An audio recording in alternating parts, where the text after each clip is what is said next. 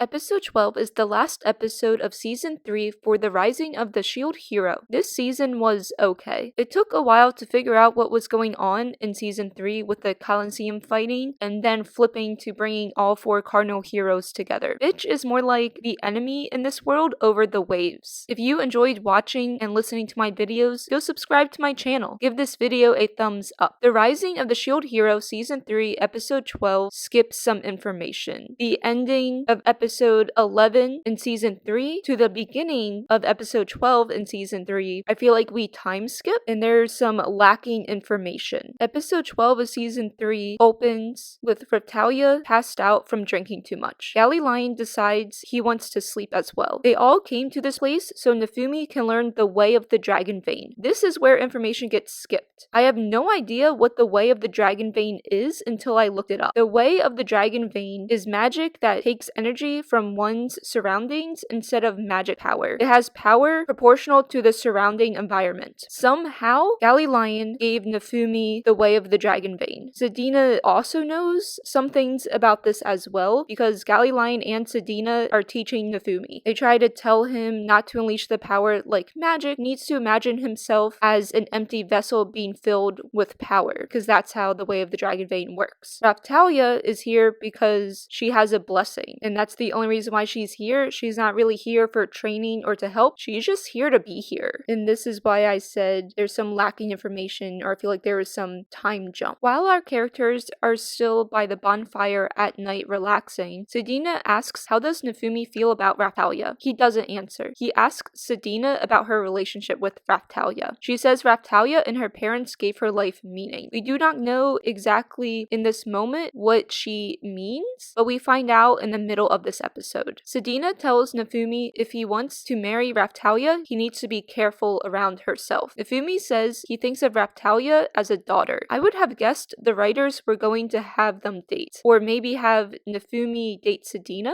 which I guess maybe now they can, since Nefumi just said Raphtalia is a daughter instead of a friend, which hurts, and that's a hardcore friend zone right there. Raphtalia wakes up and Sedina says it is time for them to leave to go back home. Back in Nefumi's village, the kids made an entrance gate. This is probably to regulate who comes in and out so they stop getting attacked, which is really smart on their end. Alta and Full practice fighting. Nefumi says they should put Galley Lion's blessing on the whole village, and his blessing is the way of the Dragon Vein. I guess being blessed is now an easy thing to do in this anime, and it's so easy for every single person in this village to be blessed. But none of them get blessed. Galley Lion is also small now. He's able to change size, probably because he swallowed a stone and is actually Windia's dad, so he can go from being small to being big. Elhart visits the village to drop off supplies. He made an outfit for Raphtalia. It is a Miko outfit. Nefumi tells us he has no idea where Motuoso is. The spear hero who was in love with Philo is no longer trying to chase after her, at least for now. Itsuki and Rishai are still together in Nefumi's village, which is a little weird to see. Like, it's cool for her. She gets to spend all this time with her crush, but it's also weird for him because he was depressed after everything that happened, and he's just clinging on to her, basically. In 2 months, they will have to fight the Phoenix. In the evening, Sedina caught a lot of fish to eat. Sedina sees the Miko outfit Raphtalia is wearing and tells her to take it off. Ren is still in this village, and he wonders why Sedina is freaking out over an outfit. Raphtalia will change out of the outfit. Sedina says her wearing that outfit means she is declaring herself in line for the throne of a island called Quitinlo. There is an explosion in the building Raphtalia is in. There are a group who are after Raphtalia for declaring herself in line to the throne of Quitinlo. During the fight, Itsuki uses his bow, which is really awesome that he's not depressed anymore. However, how can he use his bow? I thought his bow rejected him, so we don't even see how Itsuki got out of being depressed and I guess was able to fight again. We just totally skipped all that. During the fight, this assassin group is immune to hero attacks only. Nefumi and Raphtalia use Dragon Vein. Dragon Vein is just making the enemies swing their weapons at one another. This is supposed to confuse them. They attack the enemies again. The enemy do explosion magic and disappear. Sedina tells us Raphtalia, the little slave girl we all know, was born into the royal family of Quitinlo. Quitinlo is an island to the east. The Miko outfit is only allowed to be worn by the Empress of Quitinlo. Sedina says there will be more assassins after Raphtalia. But what? Raphtalia's parents parents died in the first wave attack in the village they are all currently living in, Urarona Village. Sedina explains there was a war over who would be the next emperor in Quitinlo. Sedina knows this because her family and herself serve as bodyguards to the royal family in Quitinlo. Raphtalia's father left the country to escape the power struggle war, so Sedina decided to stay by their side when they left the royal family. Sedina fought in the first wave attack. She was not in the village when it got attacked. This is why Raphtalia was sold as a slave, because she had no parents to protect her and Sedina was fighting elsewhere. Raphtalia doesn't want to be an empress. Eclair tells them what looks innocent and harmless to one country can mean a big deal to another country, and YouTube, that is so true. Everything you do in life, someone in some other country is going to be offended by that. But to you, in your perspective and in your world, it doesn't mean anything. Sedina tells everyone Raphtalia has been watched by Quitinlo since she was born. Which, if she was watched since she was born, why didn't they kill her? No, really! Raphtalia's father left the throne to be away from it all, and he gave up his royalty then. If they were so worried about Raphtalia reclaiming the throne, then they should have killed her. Quitinlo had been watching her and did not help her when she became a slave, and this makes Nefumi not happy. Ren points out they basically declared war on a cardinal hero. Nefumi wants to talk to them. As our main characters visit Quitinlo, Queen Mirella will make their preparations to fight the Phoenix. She will send some knights to Nefumi's village to protect those kids while he's gone. This kingdom all our characters live in do not have contact with Quitinlo. Mirella only knows that in Solvelt there is a ferry that goes to this island. Solvelt is where Vol and Alta are from. Vol and Alta are in the palace with Nefumi. They are training as they wait for him to get done with the queen when they notice 3 men are watching them. One of the men asks how Alta is doing. Alta says she's full of energy and she eats enough food. She thanks him for asking how she is. He asks if the shield demon has hurt her. The siblings tell him Nefumi saved Alta's life and Nefumi is not a demon. Nefumi comes and the siblings are told they will see the man again. Nefumi, Windia, and Skyline will fly to Silvel, and once there, they will open a portal for the rest of his party to join. The ending is a setup for season 4. The ending sucks on I want to see more, and I felt so left out during this episode where I had to look stuff up to understand what was going on. Philo and Melty are off training. They have no idea there is a Quitinlo arc coming. We see Bitch on a ship. We have no idea where she is traveling to. We do know from the look of her face she is up to something, and my guess is we are going to see her in Quitinlo. We learn what Makuzasu has been up to. He's been off training and becoming a better man for Philo. He's just out running around in the wild. We do see what one character from Quitinlo looks like. There will be another season of The Rising of the Shield Hero. I have no idea when the next season comes out. I do know the more this plot continues, the more of a struggle it will be to keep the audience's attention. Season 3 was not terrible. Season 3 was not the best. Season 3 kind of felt like 2 plots going on, and then at the end, when we went back to the Colosseum to fight Isaki, that's when it was, oh, that's why we were at the Colosseum in the beginning of the episode, because that's where one of our heroes ends up. But it took a while to figure out that these mixed plots did come together. Season 4 is going to make or break audience viewership. And for all of you listening on YouTube, what are your thoughts of season 3, or just the whole entire anime plot from season 1 to 3 of A Rising of a Shield Hero? Comment below. I would love to talk and discuss about other people's thoughts and views. Thank you everyone for watching all of my videos on The Rising of the Shield Hero season 3. If you enjoyed what you have watched, go watch other YouTube review videos I have made. Thank you all for your support and go subscribe to my channel.